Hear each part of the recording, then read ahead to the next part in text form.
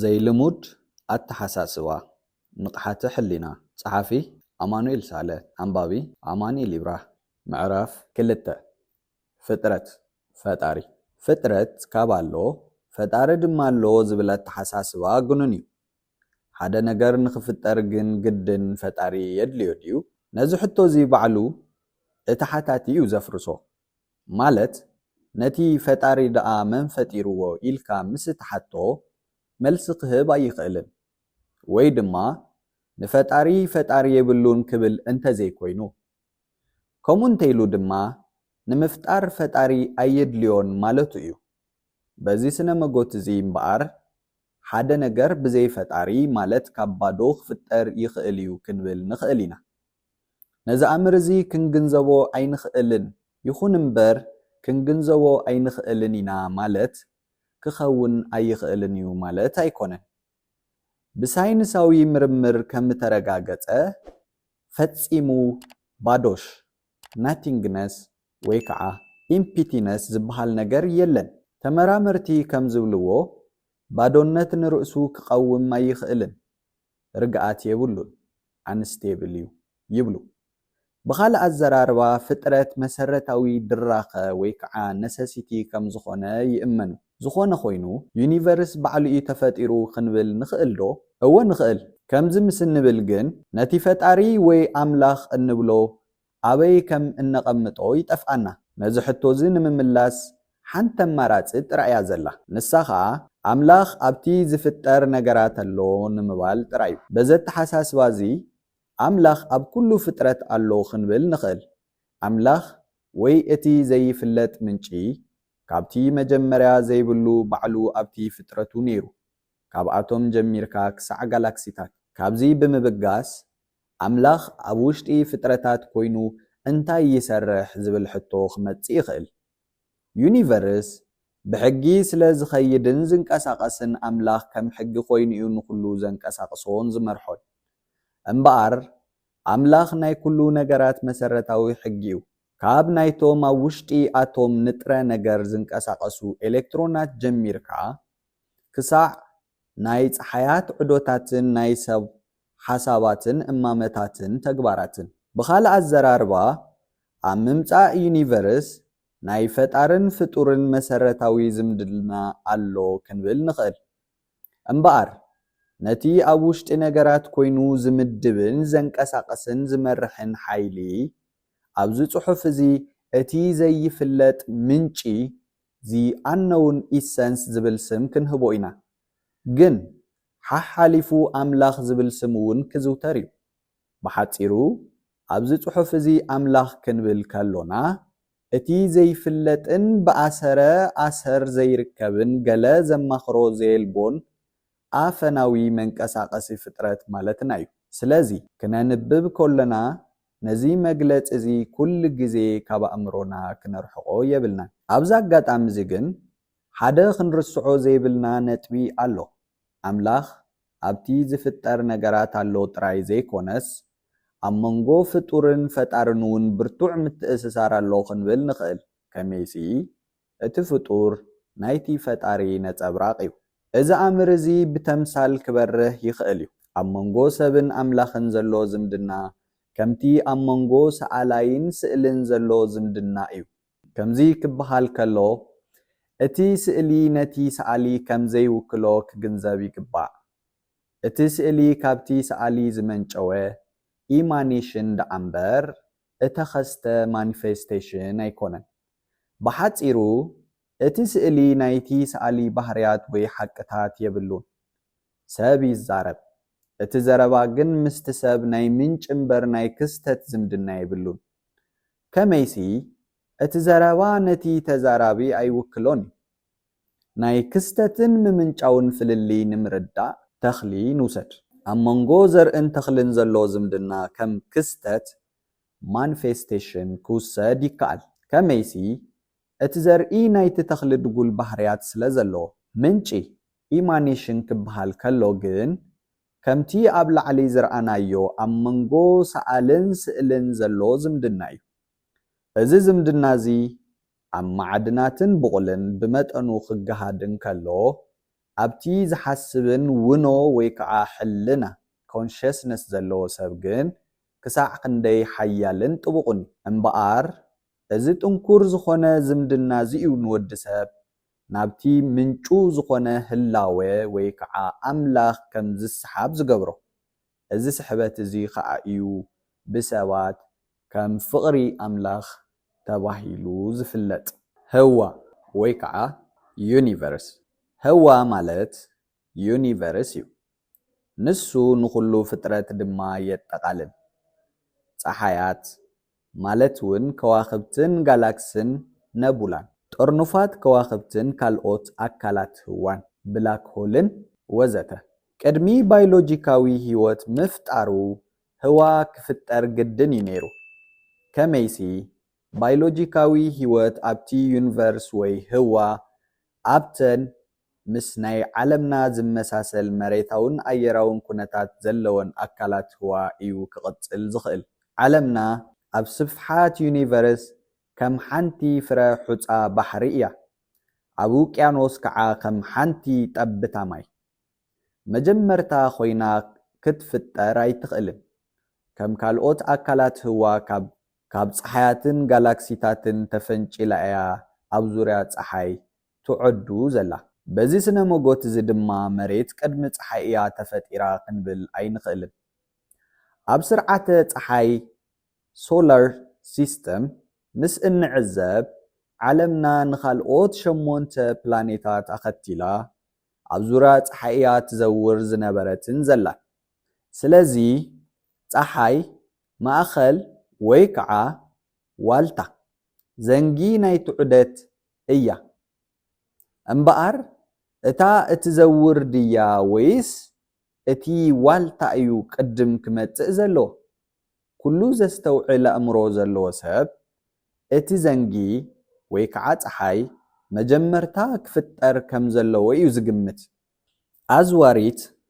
ፀሓይ ምስ ተፈጠረት ዘዋሪት መሬት ድማ ድሒራ ትመጽእ ኣብ ዩኒቨርስ ሰማይ ዝበሃል ነገር የልቦን ሰማይ እቲ ኣብ መንጎ ኣካላት ህዋ ዘሎ ባዶ ስፍራ እዩ ኣብቲ ሰማይ ንብሎ ኣካል ኣየር የልቦን ቫኪዩም ወይ ባዶሽ እዩ ሕብሩ ድማ ብዓለምና ጠፈር ኣትሞስፈር ስለ ዘሎ ደኣዩ ሰማያዊ ኮይኑ ዝረአየና እምበር ካብ ዓለም ምስ እንወፅእስ እቲ ሰማይ ዝበሃል ቦታ ጸልማት እዩ ዩኒቨርስ ግን መዓዝ እዩ ተፈጢሩ እዚ ሕቶ እዚ ስነ መጎታዊ ኣይኮነን ከመይሲ መዓስ ዝብል ቃል ግዜ እዩ ዘመልክት ግዜን ቦታን ታይም ኤንድ ስፔስ ድማ በቲ ናይ ፍሉጥ ሳይንሳዊ ኣልበርት ኢንስታይን ውፅኢት ምርምር ምስ ዩኒቨርስ ብሓደ እዩ ተፈጢሩ ይብል ስለዚ ግዜ ከይተፈጠረ ከሎ ብዛዕባ ግዜ ምዝራብ ቅኑዕ ወይ ስነ መጎታዊ ይኮነን ከምኡ እውን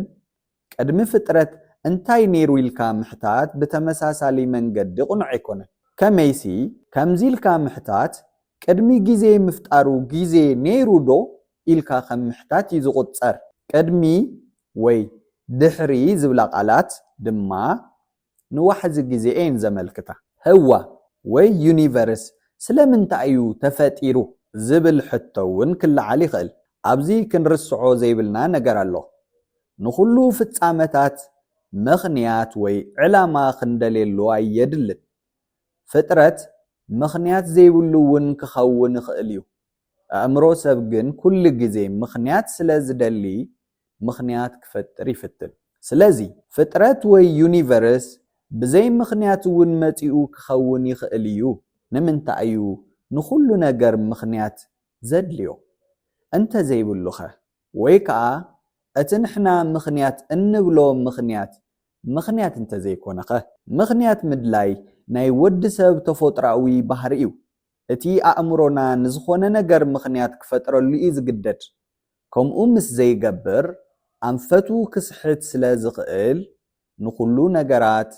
መጀመርታን ምኽንያትን መወዳእታን ክረኽበሉ ይፍትን ኣእምሮ ሰብ ነቲ መጀመርታ ዘይብሉ እዋን ዝብል ኣምር ክግንዘቦ ይኽእልን نتي مودعتا زيبلو زبل أمرون كمو بتمساسالي من قدي مخنيات زيبلو نجر نخجنزب يتأقمو إيو أمرو ودسب كعاقم فطور متان كيودن درتوني شحجزي وننت معبله عبتي ناي زي فلت منشي ويكعا أملاخ درجة خبتصح حيخقل اسكا نحسب أملاخ نيونيفرس فتيرو انت إلنا نزيز سعب حتو خمي جيرنا نملسو أملاخ نيونيفرس قدمي مفتارو انتا يقبر نيرو مالت أملاخ نيونيفرس أبحادة وسنجزي انت دعا فتيرو قدمي نزي مفتارو كم فتاري كقصر يخقل دونيرو مخنياتو منم زفتارو نجر عينبرن كيف تأرخ نخندي زماناتيو سوق إلو نيرو أبت إوانتخ أملاخ بزي فطراتو بينو انتا يقبر نيرو أملاخ بزي فطراتو وي فتاري بزي فطراتو كحسب يخقل دو أزي حتو زي ملسس لزي بلو ميستريو زبحال انتخوينو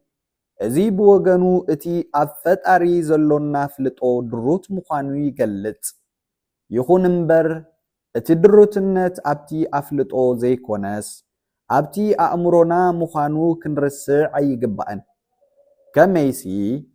ودسب أم ميسترات يونيفرس زلو فلتو كابتي أبعتي كقمت كلو زنبرو أفلتو ناوسخي يخيد سلازلو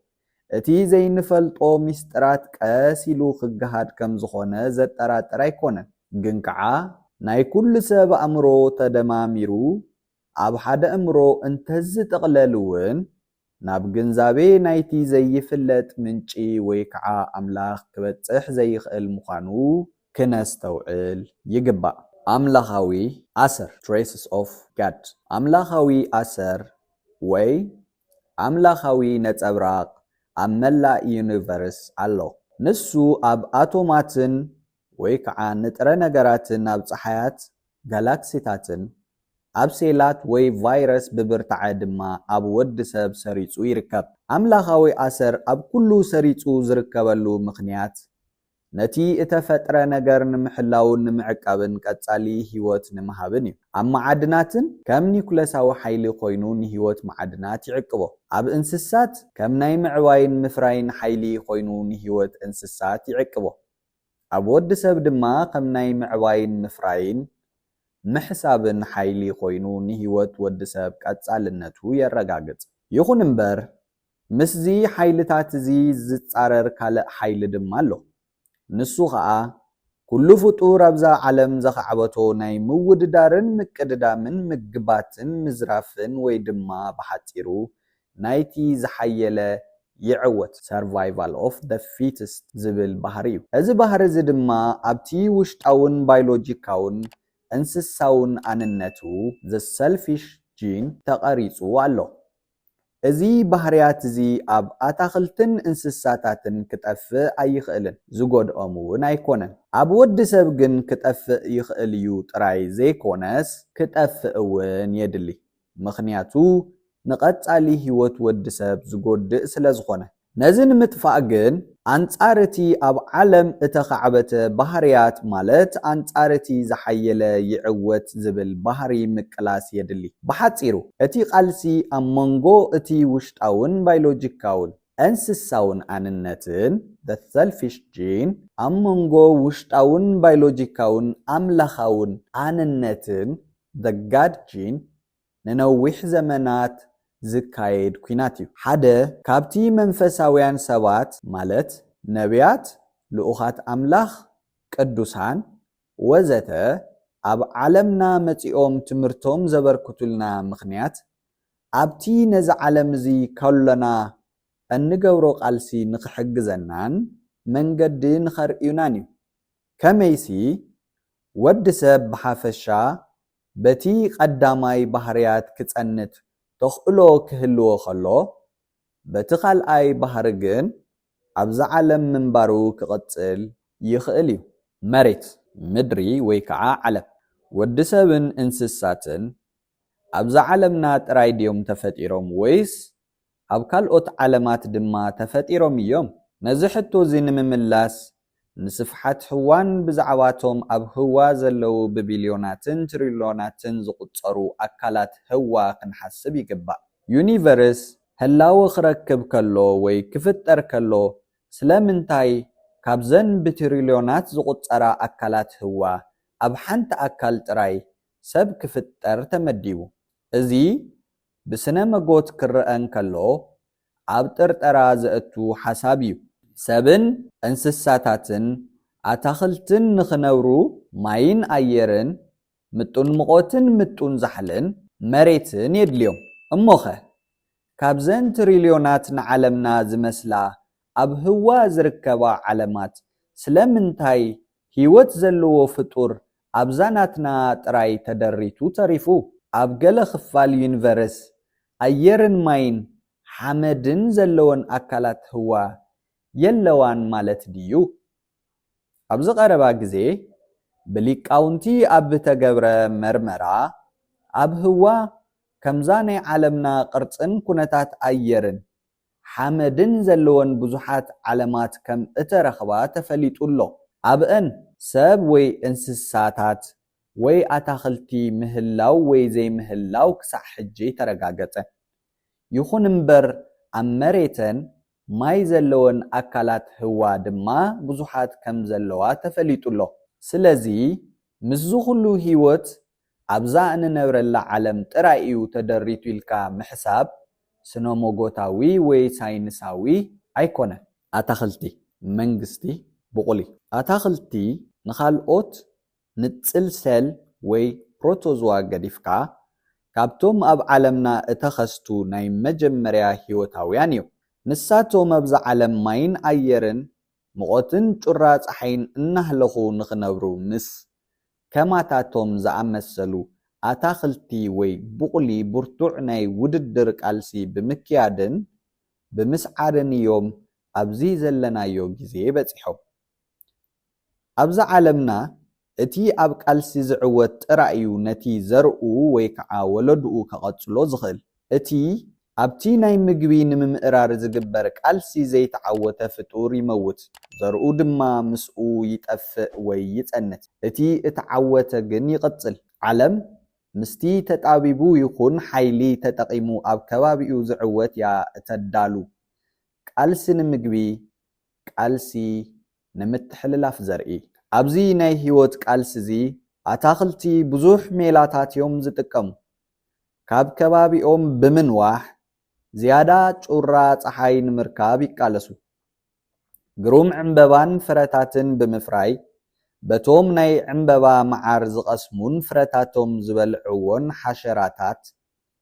ወይ ከዓ ኢንሴክትስ ገይሮም ድማ ዘርኦም የስፋሕፍሑ። ፖሊኔሽን ኤንድ ሲድ ዲስፐርሳል። ካብ ብፆቶም ንላዕሊ ንድርቅን ንባልዕን ናይ ምብዳህ ክእለት ተጠቂሞም ህይወቶም ይዕቅቡን ዘርኦም የተሓላለፉን ወዘተ።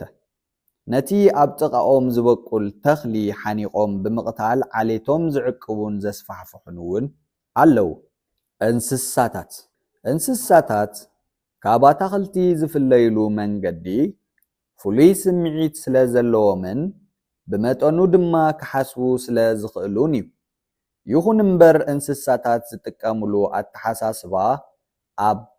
ደመ ነፍስ ወይ ከዓ ኢንስቲንክት ወይ ተፈጥራዊ ፕሮግራም እተመርኮሰ እዩ። እቲ ደመ ነፍስ ድማ በቲ ኣምላኽ እቲ ዘይፍለጥ ምንጪ ኣብቲ ባዮሎጂካዊ ውሻ ጥኦም ጅን ከም ፕሮግራም ዘቐመጦ መምርሒኡ ዝሰርሕ። ንሰብ ካብ እንስሳ ዝፈልዮ እቲ እንስሳ ካብቲ ደመ ነፍስ ወይ ተፈጥራዊ ፕሮግራም ብምንም መንገዲ ክወፅእ ዘይምኽኣሉ፣ ሰብ ግን ብተዛማዲ መንገዲ ነፃ ፍቃድ ወይ ከዓ ፍሪዊል ስለ ዘለዎ ካብቲ ፕሮግራም ወፃኢ ክሓስብን ክነጥፍን ብምኽኣሉ እዩ። ይኹን እምበር ንኣታኽልትን እንስሳታትን ንሰብን ዘሕብሮም ወይ ከዓ ናይ ሓባር ረቋሒ ጌርካ ዝውሰድ ባህሪ እቲ ናይ ምውድዳርን ስዒርካ ድማ ንዘርእኻ ከም ዝቕፅል ንምግባርን ዘደርኽ ሓይሊ እዩ። ንሱ ድማ ኣብ ምምንጣልን ምዝራፍን ምህጋርን ነቲ ድኹም ኣብ ምድቋስን ዝዘንበለ ባህርያት እተመስረተ እዩ። ሰብ ወዲ ሰብ ኣብዚ ዓለም ካብ ዝመጽእ ሚልዮናት ዓመታት ኮይኑ እዩ። ኣብዚ ሕጂ ዘለዎ ደረጃ ዝበጽሐ ድማ ብዘገምታዊ ምዕባለ ወይ ከዓ ኢቮሉሽን እዩ። ሰብ በቲ ዘይፍለጥ ምንጪ ወይ ኣምላኽ ዝለዓለ ናይ ምዕባለ ፕሮግራም እዩ ተመዲቡሉ። እዚ ፕሮግራም እዚ ድማ ኣብቲ ውሽጣውን ባዮሎጂካውን ኣንነቱ ዘገርጅን ተቐሪጹሎ። ኩሉ እቲ ኣብ ማዕድንን ብቑልን እንስሳን ዘሎ በቲ ዘይፍለጥ ምንጪ ወይ ኣምላኽ ተዳልዩ እተወሃበ ፕሮግራማት ተደማሚሩ ኣብ ውሽጢ ወዲ ሰብ ተቐሪጹሎ። እዚ ድማ ንወዲ ሰብ ናይ ውኖ ኮንሽስነስ ሓይሊ ከም ዘኻዕብት ገይርዎ። በዚ ሓይሊ እዚ ገይሩ ድማ ወዲ ሰብ ህላወ ናይቲ ዘይፍለጥ ምንጪ ወይ ኣምላኽ ክፈልጥ ይኽእል። ምስቲ ኣብ ውሽጡ እተቐርጸ ኣሰራትን ነጸብራቓትን ኣምላኽ ድማ ክራኸብ ይኽእል። እምበኣር ንወዲ ሰብ ናብ ኣምላኽ ከም ዝዝምብል ዝገብሮ እዚ ፍሉይ ናይ ውኖ ተውህቦ እዚ እዩ። እዚ ፍሉይ ተውህቦ እዚ በቲ ኣብ ውሻጡኡ እተቐርጸ ፕሮግራም ዝነጥፍ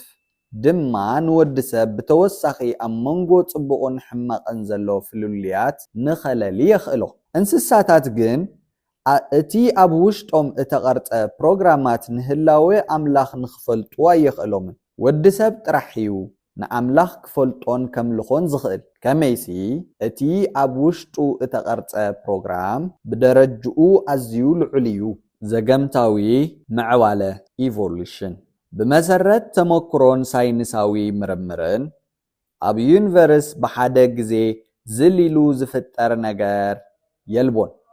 ኣታኽልቲ ይኹን ሰብ ኣብዚ ዘለዎ ደረጃ ንኽበጽሑ ብዙሕ ናይ ምዕባለ ደረጃታት ክሓልፉ ነይርዎም። ንኣብነት ህፃን ኣብ ከብዳዲኡ ክህነጽ ከሎ እንተተዓዘብና